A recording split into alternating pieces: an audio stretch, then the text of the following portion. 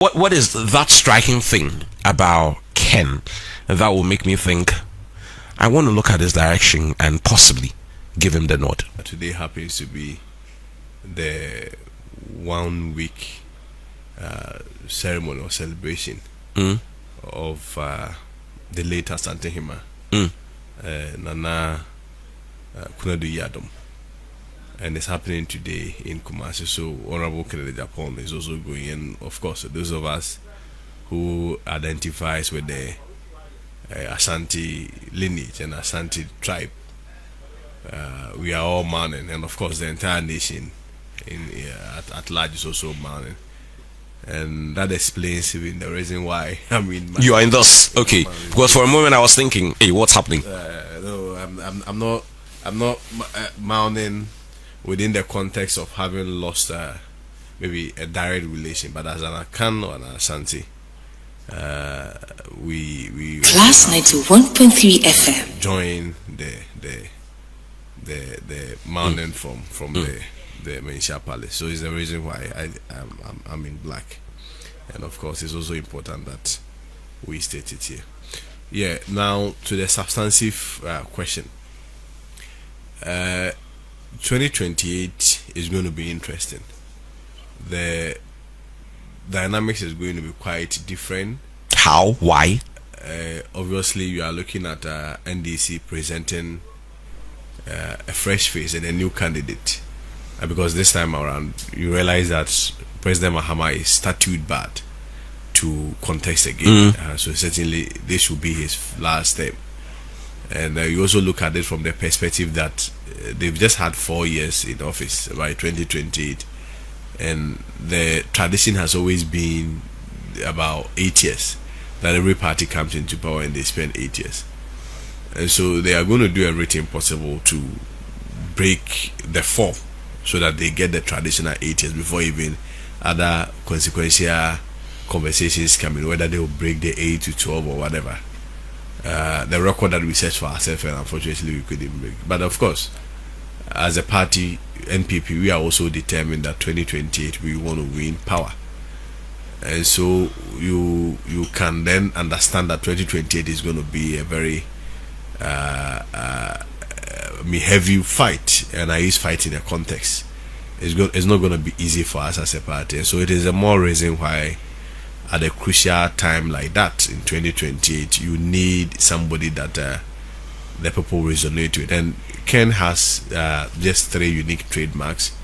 You are looking at it from the perspective that he identifies more with the grassroots, and of course you agree the others don't. He stands taller in terms of identification with the grassroots. You see, identification with the grassroots is not an event.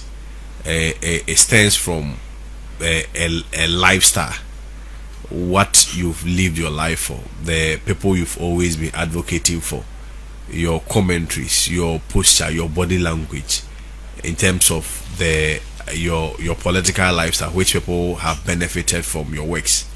And of course, if you look at Ken from day one, has always been advocating that party people should be taken care of, the grassroots should be taken care of. The fact that he's always been speaking for the ordinary Ghanaian, the vulnerable, that makes him taller. It does not necessarily mean that other people may not have it. Yes, they are all fantastic candidates, referencing all the other people who also want to come. But in terms of a trademark that you can easily Class 91.3 FM, you can identify him with the grassroots. Of course, for instance, when you talk about economy, you may not necessarily identify economy with Ken. The first person that may come into your mind is maybe Dr. Baumia, because that is what he has projected for himself in terms of the public outlook. That's what the public knows him for.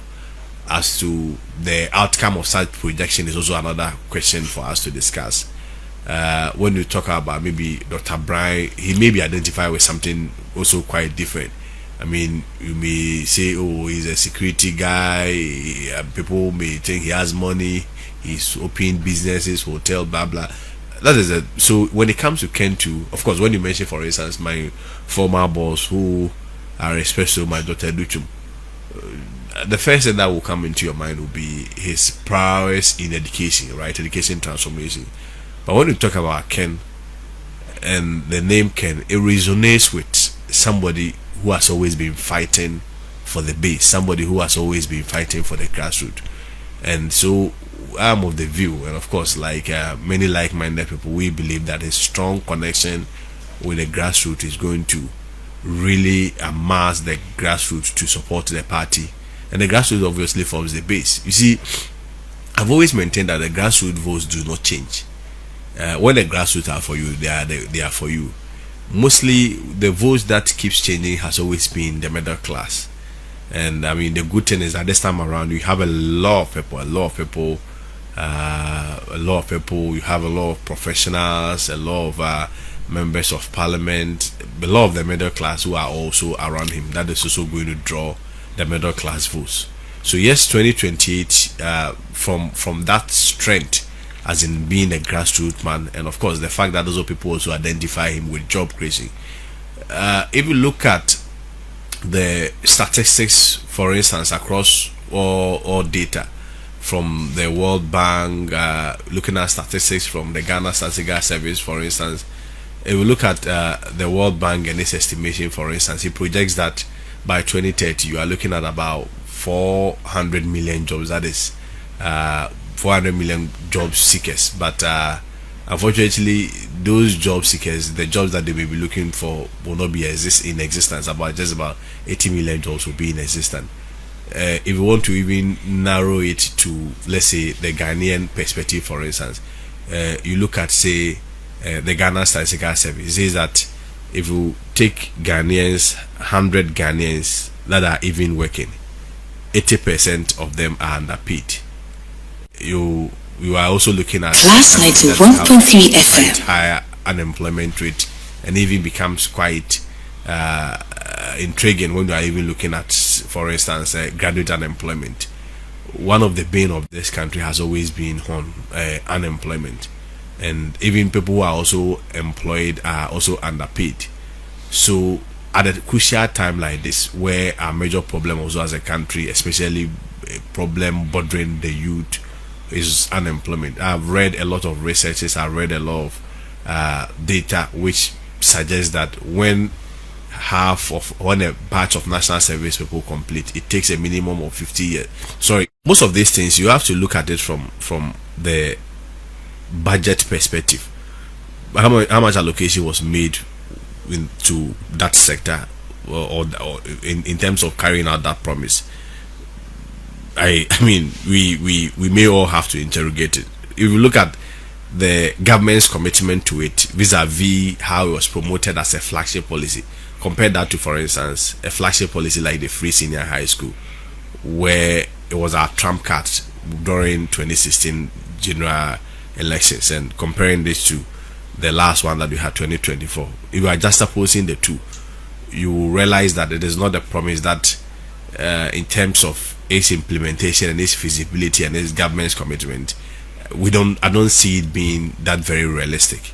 So the point I am making is that unemployment is going to still be a problem in 2028. I don't see so much from this government. I mean, look at even the inconsistency. On one side, you promise 24-hour economy to come and create jobs, but on the other side, the first thing that you did as a government when you came into power was to terminate appointments of people that has gotten employments lawfully and also gotten through the right processes to get employment. So I mean, lawful can be relative, because in some context I've heard officials of the party say some of these people, they had question marks about how they found themselves in the places they work. Employment is not an event, it's a process. I use the Ministry of Education where I worked, for instance. Financial clearance was secured around July. I guess interviews will have to be made, documents and academic certifications, CVs will have to be perused, they have to be reviewed, even letters have to be printed and awarded to beneficiaries or people that have been recruited. There are instances that originally, when even you are successfully recruited, it takes about a minimum of 6 months, sometimes even to 1 year before you get your staff ID. And remember, the staff ID is the prerequisite unique identification that controller uses to identify you as a staff before they even pay you. Mostly averagely you're looking about 6 months before even that comes in. But yes, all these guys, their appointments were terminated. So on all basis they say that in some cases there was no cases. You see, it will be irrational for anybody to say that when you lose an election on the 7th of December, quickly between 7th of December to 7th of January, you engineer a recruitment process and complete it. It will never happen. You are suggesting that has never been the case in our space? It won't even work in a space of 1 month. What are you going to do? Look at, even when we lost the election, people were demoralized, people were being attacked at their various offices, people couldn't even just go into their office. You never heard stories about letters being backdated? You see, backdated when? That's what I'm saying, that when did the process start? When did this process start? The fact that you come and meet an appointment has been made, and that, let's say, letters are on the 5th of August or 7th of August, does not necessarily suggest that the letters were backdated. Backdated to when? When did the process start? That for me is the most important thing. And of course, I mean, the fact that you lose an election does not mean that you cannot. You see, let me take it from this perspective. Before, as a government agency, you can recruit, right? You first of all have to get what we call financial clearance from Ministry of Finance. If you do not get a financial clearance, there is no basis for even going ahead to do the recruitment. I am suggesting to you on this platform that all the recruitments that were done then, every institution had financial clearance predating even the election day. Because if you didn't have financial clearance, on what basis will you proceed with the recruitment process for you who to come and pay? If it had been the case that the directive that came from the Chief of Staff office was that, all the recruitments or all the employment that were awarded, all of them that did not have financial clearance, at the end of the day, you are going to revoke those appointments, I would have sided with them, because I mean, it wouldn't make any reasonable sense to give employment letters to people that the state does not have the capacity in terms of the financial capacity to pay. But in this context, I am giving you an instance of an institution where I worked. There, if you move to other institutions, people had even worked for 3 years, 4 years, and they were still asked to go. In the context of Ken being the leader of the country at some point, which is what you're leading, what is that thing that would make me think, whether I'm a delegate or when he goes past that process and he ends up leading the party going into elections in 2028? Ken is the man. When we are having a conversation about employment, he's going to come in and create those opportunities for whoever to be pretty much settled in the space in which they operate. I think it's about the life that he's lived even at an individual level. It's all about job creation. His personal life at an individual level has always been about job creation. You see, I mean, we talk about ideas, we talk about vision, and of course, I mean, ideas alone cannot run a state. You need the ideas, all right, but also you need implementation of those ideas. And if you look at Ken, everything about him, what he stood for, has always been about job creation and entrepreneurship. So for him, his vision is just about coming to transform this country through entrepreneurship. That is one of the greatest trademark that he's going to bring on board. And of course, you can verify from the things he's done in the past that single-handedly one individual has created about 7,000 jobs throughout his lifetime for the ordinary Ghanaian to benefit. And so it gives that credence to him that he can make that his trump card, because that has been what he has been doing, that has been what he stood for, all about job creation. So yes, I mean, it's not necessarily also about job creation, but also creating more entrepreneurs, because I mean, we agree, if you move to advanced countries, job creation is not only a reverse for the government. In truth and in all honesty, 80% of the jobs that has been created in advanced countries are not even owned by the government. They are owned by private individuals. So it's just about having that leader with a mindset to create more Kennedy Japons, having a leader with a mindset to create more Ibrahim Mohammed, to create more Jospons, to create more Brian Champons, so that at the end of the day, these individuals will have the capacity to build more institutions that will also drive the job creation agenda. Of course, I mean, Ken believe that there is a link between socio-economic transformation and agriculture. and there's a more reason why his first policy is benchmarked on driving over 1 million youth into agriculture. And of course, when I talk about agriculture, I'm talking about agriculture that is Class 91.3 FM. and of course, I mean agriculture to drive exports, so that we are also able to, in terms of the turnover, we are also able to reduce import and export. Of course, that will have a consequential impact on also our currency that we have always been, that is practical economics that we have always been crying over. So can also believe that there is also a strong correlation, a strong link between socio-economic transformation and tourism. And this is one of the key things that he's also going to drive in his government. So he's looking at employment or job creation. I want to term it job creation. He's looking at agriculture, he's looking at tourism, and of course the job creation will be anchored around agriculture and tourism. And of course, one also key important thing that Ken will also be driving very mindfully will be giving true meaning to decentralization. You know, in Ghana, when you talk about, for instance, local government, what we have practically is not local government. What we rather have is what you may call local administration, because in terms of, even if you go to the district assemblies, properly so called, a lot of procurements, almost every procurement decision is made in Accra, and then they are just made to supervise. So that is not local government. But first of all, what Ken plans to do is to cause what you call a massive decentralization symbol by first of all relocating about 90% of the ministry that we have in Ghana to different parts of the regions.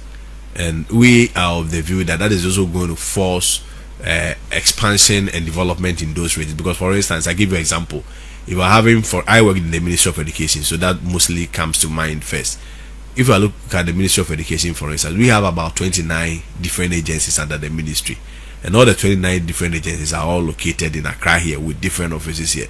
So assuming, say, Ministry of Education is then relocated to, say, Central Region, I mean hypothetically, what essentially means is that the ministry and all its 29 agencies under them are all moving to Central Region. People are going to rent, people are going to build, people who may have to access the Ministry of Education will have to travel to Central Region, not necessarily Accra. They obviously will sleep in hotels, buy food. People, civil servants will live there, their children will live there. They'll be forced to get good schools for them. People will then build schools. Hospital expansion obviously will force the government to also construct better roads, and that itself will then stimulate a certain economy in the Central Region. Then you look at, say, agriculture. You take agriculture to the north. You may be looking at energy. Say you take energy to Western Region. You take tourism to Volta Region. And of course, I mean, that also essentially means Class 91.3 FM traveling to Accra. But instead of focusing entirely or wholly on Accra, this time around you have people always moving to Ashanti Region, others moving to the if you need something, for instance, from the Ministry of Agriculture, this time around you'll be compelled to go to the north. Is that not the case? If you are compelled to go to the north, chances are that when you are coming, you buy smoke. Is that not the case? If you buy smoke, certainly you've also provided jobs for other people in the north. So Ken's approach of governance is going to be a common sense approach to solving the problems that we have as a country. And I've always maintained that our problems that we have as a country does not need rocket science mindset to solve it.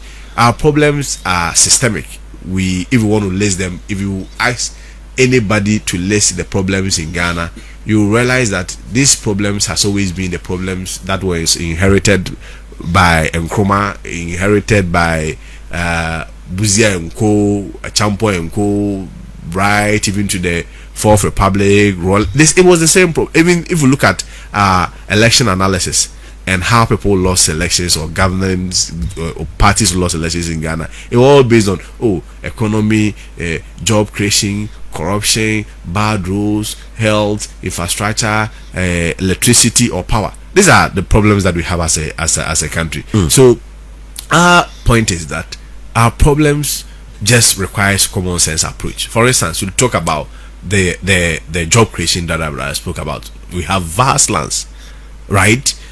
Look at the Casapreco alone. Casapreco alone imports about $2 billion dollars of ethanol every year. Yeah, one company. That's for even for his Ghanaian market. You are not even looking at the rest of the African continent. But the Ghanaian market alone, he imports about $2 billion. That's money that the whole country goes for from IMF. And the ethanol is just produced from cassava, basic cassava. And cassava alone can give you about 33 byproducts. Cassava alone, if you want to look at the processing chain, cassava alone can give you 33 end products or byproducts. So if you have a president whose mindset is about practical approach to solving problems, that he believes that we have to produce almost everything here, add value to it, invest so much in agriculture. If, for instance, we even become a net exporter of ethanol alone, not even talking about the other products like starch and whatever, ethanol alone, if as a country we want to even invest in ethanol alone and say, look at the land, if we are going to Volta region, we want to take advantage of it, the lands in the north, Class 91.3 and we are focusing that ethanol alone, because if Casapreco alone can import just $2 billion, it presupposes that if, for instance, we are making a production for just 10 people in the class or category of Casapreco across the world, that's about $20 billion, and exporting this alone, this country is getting about $20 billion. These look like very fine conversations that I'm sure if he navigates his way past the internal contest, he's going to be pushing a lot strongly. He has to go past over 200,000 people first, and as to whether these policies would sit well with them for them to give him the nod. I see that you've been doing a lot of traveling. When you go and you are propounding these to them, how have they been received? Yeah, so I think it stems from our last performance as a party relative to the general elections, and from the what we are picking on the grounds, especially from the delegates, you realize that they need a change, because we had an election that I'm even coming from even the parliamentary level. Interestingly, for instance, I give you some statistics. Do you know that the last election that we had, in 4 regions, MPP do not even have a parliamentary rep? Yes. And these 4 regions, we are looking Upper at East, Upper West. Yes. Volta Uti. Yeah. Yes. And you only have one in Bono. Yeah, you only have one in Savannah. Yes. The number of seats in these 4 regions alone is 53. And in these 53, out of these 53 seats, the MPP has 0. Then you look at also other 5 regions. We are looking at Western North. We are looking at Bono. We are looking at Ahafo and Bono East, and Western North, Bono, Ahafo, Bono East, and Savannah.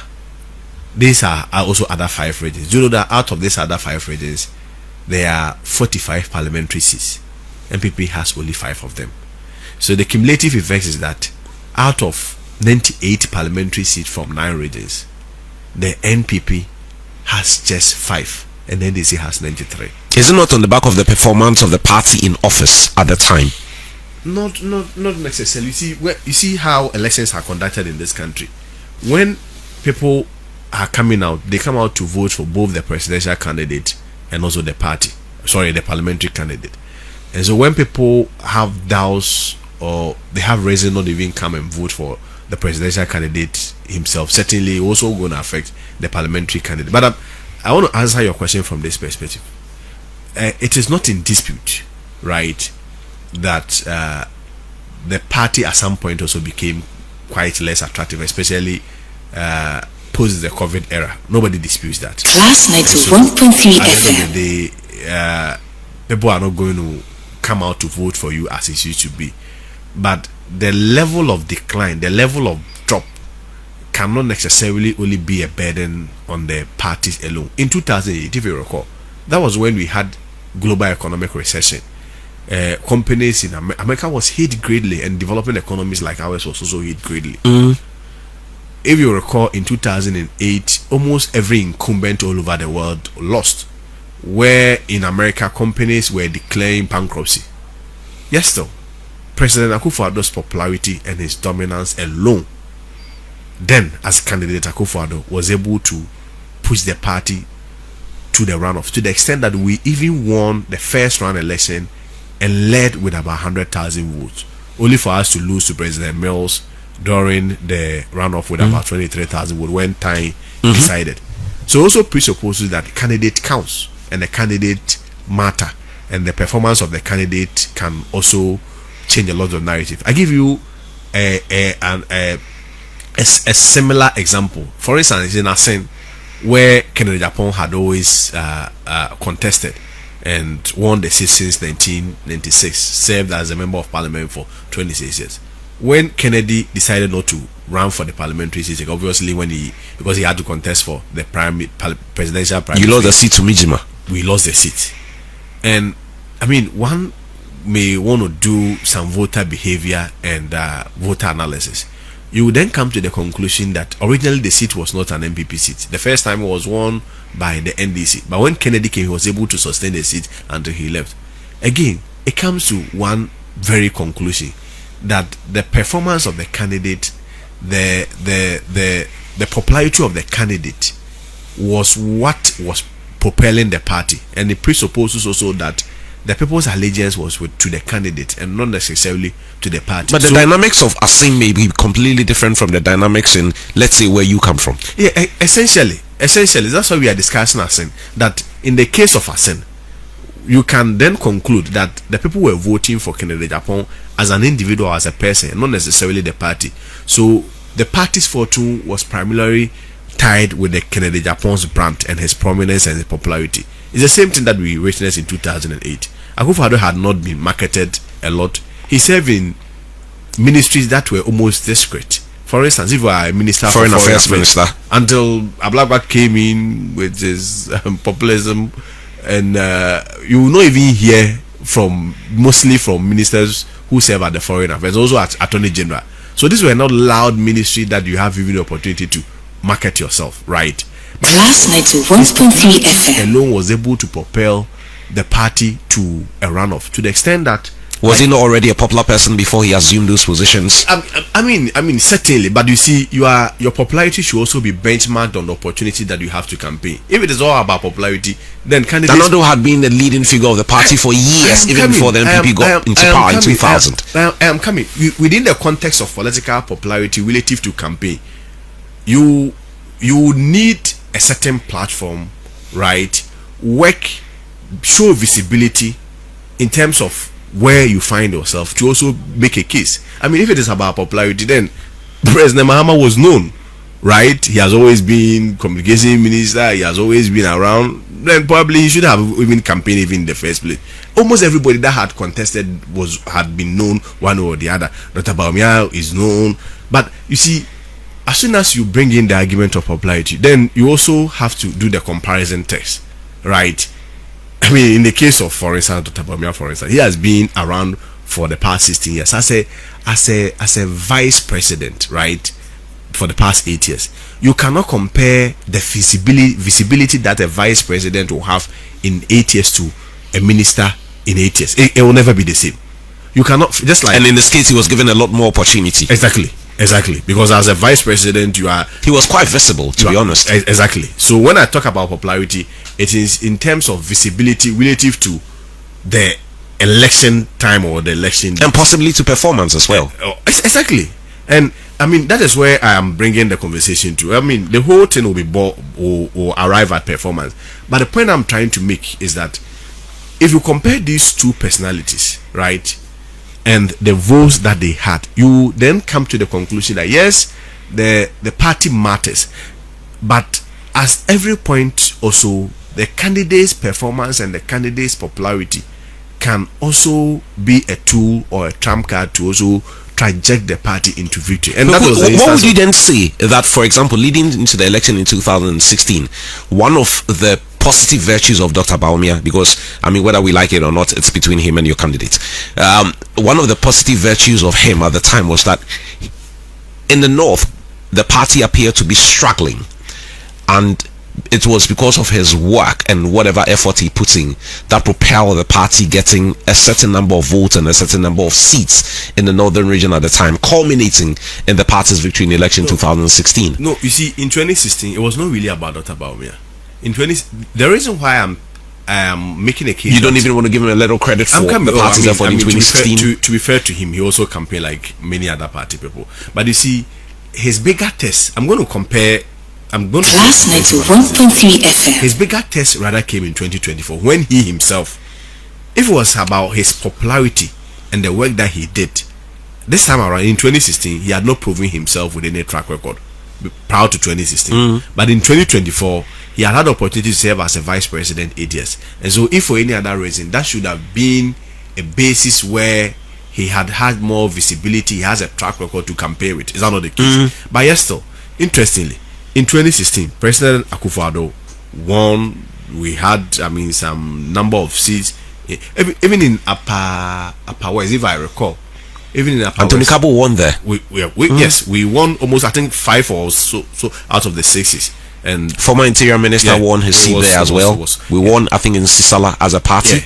But interestingly, when Dr. Bawumia himself contested in 2024, the number of votes that even President Akufo-Addo had in 2020, it was reduced by 16.1%. And ordinarily, you would have expected that Dr. Bawumia, coming from the northern part of the country, would have engineered some support for him. But interestingly, compared to the votes that President Akufo-Addo had in 2020, Dr. Bawumia's votes rather reduced by 16.1% in the northern parts of the country. So, if anybody want to suggest to me that, well, in 2016 it was his popularity and his influence that was rather able to help the MPP get more votes in the northern regions, in particular, it cannot be the case, because when he himself had the opportunity to represent the party in the capacity as a flag bearer, this time not deputizing his boss, because in the 2016 election his boss face was there, he rather reduced his boss vote from the northern part of the argument that was made in line with what you have just said is that he suffered from the baggage of his boss. But why you think in 2008 Akufo-Addo never also had some baggage from President Akufo? That's why I give you the context, a broader context about the way the country was hit, the African continent, all over the world were hit with economic global recession. And you see, I don't think it would be disingenuous for anybody to suggest that almost everything that President Akufo-Addo did was bad. President Akufo-Addo's governance started suffering some turbulence the post-COVID period, and we admit, we do not shy away, we do not run away from the fact that from 2022 the economy was hit badly, things were hard. But I'm just making a comparison between the last 2 years and also what we witnessed between 2007 and 2008, where the whole world was also hit with it. It was the same economic recession. It was the same economic recession that also President Akufo left at. Even when President Akufo was leaving, people were calling him the worst president we've ever had. And he said, time will judge, posterity will judge us. So nobody is saying that factors may not have affected, economic factors may not have affected Dr. Bawumia. But you see, the point is that economic factors affecting him. When we came into power, the dollar was 1:4, right? We left it 1:17. Is that not the case? Well, around 1:17. It kept fluctuating, but it got to 17 at that point. Years before we left power. NDC has brought it to 1:10. Assuming without admitting that NDC is even needs to maintain it to 1:10. That's about 7 cities different, right? What will be our campaign message if we bring Dr. Bawumia again for the next election in 2028? What is going to be his trump card, especially when he campaigned against the backdrop of economy and the fact that his specialization is with the economy? He may not necessarily have engineered our defeat, but sometimes you may even be a victim of circumstance. And within the supreme interest of the general well-being of the party and our common goal, sometimes it's better for even that individual who takes the final and ultimate responsibility to step aside. It cannot be said that we separate President Akufo-Addo from Vice President Bawumia when you had the opportunity to serve as a vice president for 8 years. If every good thing happened, you are not part. You are part of it. But when the economic recession, or the economy was struck with a recession, then you said that, it was a mess of your boss. In the space of 8 years, It can be. Those who argue on his behalf say that the things that made the government successful were things that he was asked to lead. And that's why maybe those things worked. But those things that he wasn't asked to lead, unfortunately, he didn't go right. He was also the leader of the economic management team. Ahead of the election, the party argued that it was only an advisory team. It was still up to the president to decide. You see, for me, that is where I find problem with this team. You see, the whole point about beauty of leadership is to also own up to responsibilities and apologize when they need be. Dr. Bawumia did not engineer COVID. The consequential impact of COVID on our country was not engineered by him. But there comes a time where you have to step out and say that, well, the circumstances where we find ourselves was occasioned by A, B, C, D. The measures that have been taken, even though uncomfortable and inconvenient, are measures that is necessary. We take responsibility as leadership, but I assure you that we'll move to go through. Remember Obama when he had to give the message of hope in 2008. Last night to 1.3 responsibility first before you take a message, you give a message of hope. But when leadership acts as though every good thing, they engineered it. But where things got worse or went south, you are not part. It doesn't demonstrate a trademark of a good leader. That is not how leadership is about. Leadership is not about selections of what you want to own up, whether good or bad. You need to demonstrate leadership and look into the people's face that I take responsibility for A, I take responsibility for B, I take responsibility for C, but then give a superior assurance that ultimately we shall overcome. On what basis will you serve with your boss in the capacity as a vice president for 8 good years and say that every bad thing that happened in the governance is your boss but not you? I mean, how do you convince Ghanaians? But you see, that verdict has been rejected by Ghanaians during the last elections. That verdict has been rejected by Ghanaians, where they treated Dr. Bawumia as part of President Akufo-Addo. And I don't even want to subscribe to that argument. Who said President Akufo-Addo performed badly? It's a narrative that has been drummed so many times, maybe by the Bawumia's campaign team, in an attempt to whitewash him and make him maybe look different for maybe the contest ahead in terms of the primaries and the subsequent general election if he had the opportunity. But at the end of the day, let's go into the manifesto promise that President Akufo-Addo made. The last 8 years, which of them did he not touch on, and which of them did he not fulfill, or which of them did he not perform? It was only the last 2 years that the economy shrank. And of course, I mean, that one he had even prophesied and predicted it earlier in his first speech during the COVID address, when he said we know how to bring back the economy, but we do not know how to bring back human lives. It was an admission and a prophecy that the economy could collapse, because that was a reality on the ground, that the COVID was going to hit us so badly, and the decisions that were being taken. I mean, at the Ministry of Education, that's where I work. We at GES, for instance, we have about 350,000 workers that stayed home for about a year. The teachers and non-teaching staff, yesterday they were paid. Where do you think the money was coming from? People were giving free water, people were giving free electricity. Although we still paid back in a contest. But I mean, the time value of money also counts. I'm not an economic person, but of course, I mean, at that time it was still a cost to the state. At that time, it was still a cost to the state, and it wasn't in a normal course of things. Because if that was the case, then probably even at that time, it shouldn't have also been free in the first place. MBSSI, the support that were given to businesses to last night to 1.3 FM allows productivity almost grounded to zero. I mean, those were the times that President Akufo-Addo's popularity dropped a bit. And of course, I also admit that in terms of his posturing generally to Ghanaians at some point was also something that maybe we could have had a different posturing. Commanding chiefs to get up and other things. You know, sometimes you also have to be sensitive to the mood of the nation and the culture of the people, which I felt, I mean, sometimes as a leader, there are good moments, there are also bad moments, and maybe we could have done well on that.